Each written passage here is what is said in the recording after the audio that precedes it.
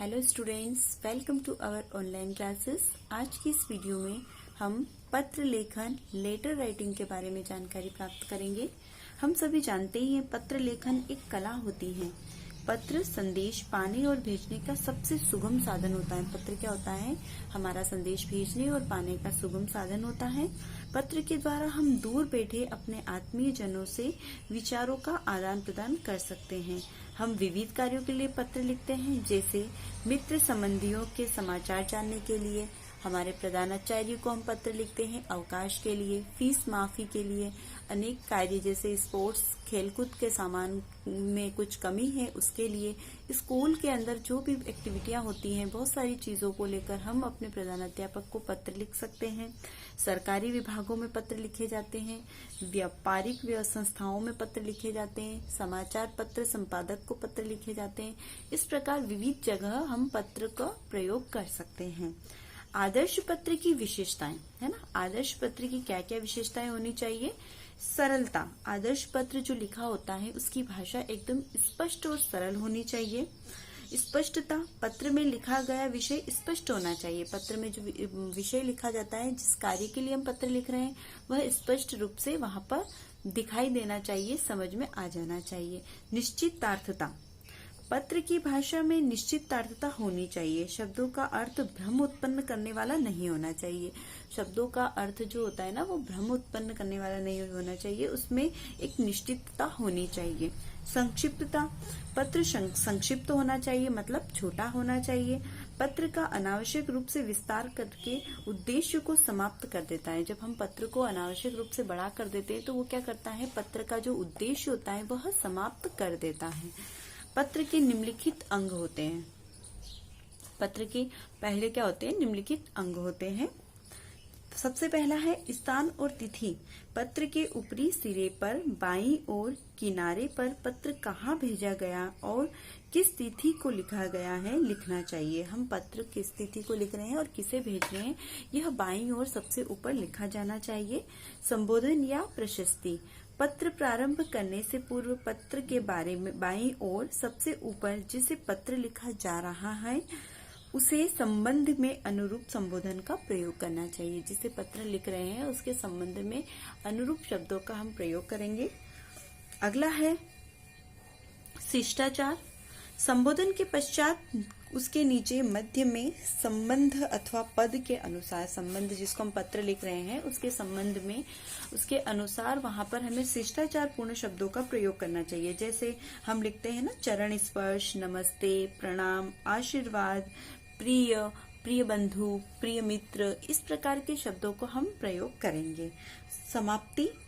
प्रमुख विषय। शिष्टाचार प्रमुख विषय में आएगा। शिष्टाचार के उपरांत पत्र का मूल विषय तथा समाचार आदि लिखना चाहिए। हमने शिष्टाचार के शब्दों का प्रयोग कर लिया है, अब हमें क्या करना है, हमारा जो प्रमुख विषय है, विषय करके हम उस चीज को वहां पर प्रयोग करेंगे। समाप्ति।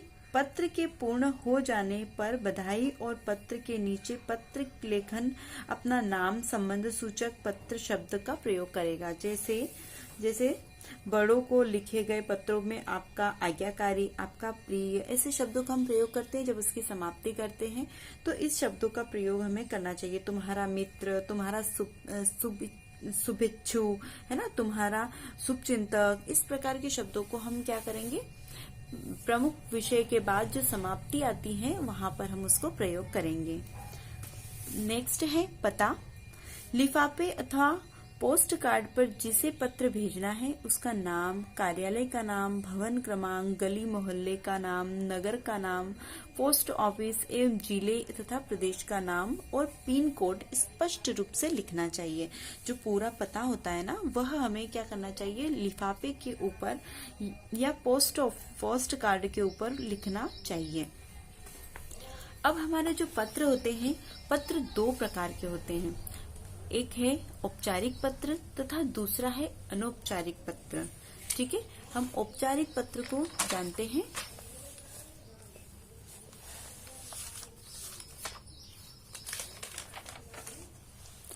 औपचारिक पत्र, ये पत्र उन व्यक्तियों को लिखे जाते हैं जिनसे हमारा व्यक्तिगत संबंध नहीं होता।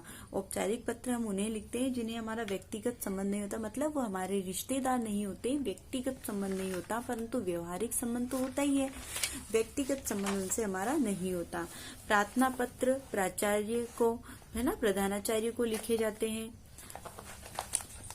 विभिन्न कार्यालयों को लिखे जाने वाले पत्र, संपादक पत्र, व्यापारिक पत्र तथा शिकायती पत्र औपचारिक पत्रों की श्रेणी में आते हैं। हम प्रधानाध्यापक को जो पत्र लिखते हैं, सरकारी कार्यालयों में जो पत्र लिखते हैं, व्यापारिक पत्र लिखते हैं, वह सब क्या होते हैं, औपचारिक पत्र की श्रेणी में आते हैं। वो हम हमारे रिश्तेदारों को नहीं लिखते हैं, हम किसी संस्था में काम करने वाले लोगों को लिखते हैं, चाहे वो सरकारी डिपार्टमेंट हो या हमारे स्कूल के प्रधानाचार्य हो या कोई और विभाग हो जिसमें वह कार्य कर रहे हैं और उससे हमें काम है, तो हम शिकायती पत्र या ऐसी चीजें वहां पर लिखते हैं।